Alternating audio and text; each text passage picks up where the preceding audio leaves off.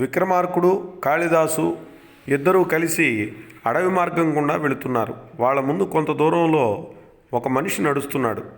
విక్రమార్కుడు కాళిదాసుతో, కాళిదాసు, అదుగో ఆ వెళుతున్న మనిషిని గురించి వివరాలు ఏమైనా చెప్పగలవా అని అడిగాడు ఉత్సాహంగా. కాళిదాసు వెళుతున్న బాటసారిని కొంతసేపు పరిశీలనగా చూసి, ప్రభు, అతడు ఒక వడ్రంగి అయి ఉంటాడు అన్నాడు.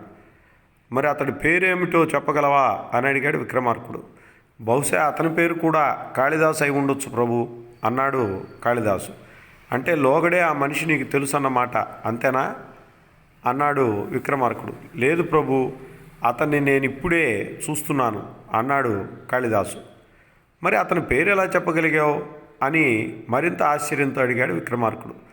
తమరు నన్ను పేరు పెట్టి పిలిచినప్పుడు ఆ బాటసారి ఇటుకేసి తల తిప్పి చూడడం నేను గమనించాను. అందువల్ల అతని పేరు కూడా నా పేరే అయి ఉంటుందని ఊహించాను అన్నాడు.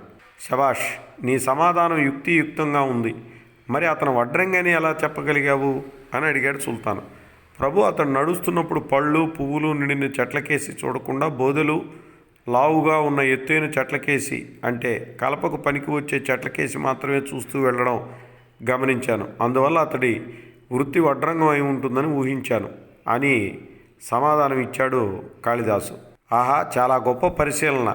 మీరు మహామేధావి. మీ మేధా సంపత్తిని, పరిశీలనా సంపత్తిని పరీక్షించడం నాదే తప్పు అంటూ కాళిదాసుని ఆలింగనం చేసుకున్నాడు అభిమానపూర్వకంగా. అవునండి, ఇంతటి పరిశీలనాత్మక శక్తి కలిగినవాడు కాబట్టే కాళిదాసు రఘువంశ మహాకావ్యాన్ని రచించాడు, కుమార సంభవ మహాకావ్యాన్ని రచించాడు, మేఘ సందేశ ఖండకావ్యాన్ని రచించాడు, విక్రమోర్వశీయం అనే నాటకం రాశాడు, మాళవికాగ్నిమిత్రం అనే నాటకం రాశాడు, ప్రపంచ ప్రఖ్యాతి చెందినటువంటి అభిజ్ఞాన శాకుంతలం అనేటటువంటి అద్భుతాన్ని నాటకంగా సృష్టించాడు. ఇప్పుడు అర్థమైంది కదా మిత్రులారా, ప్రకృతిని పరిశీలించడమే నిజమైన విద్య.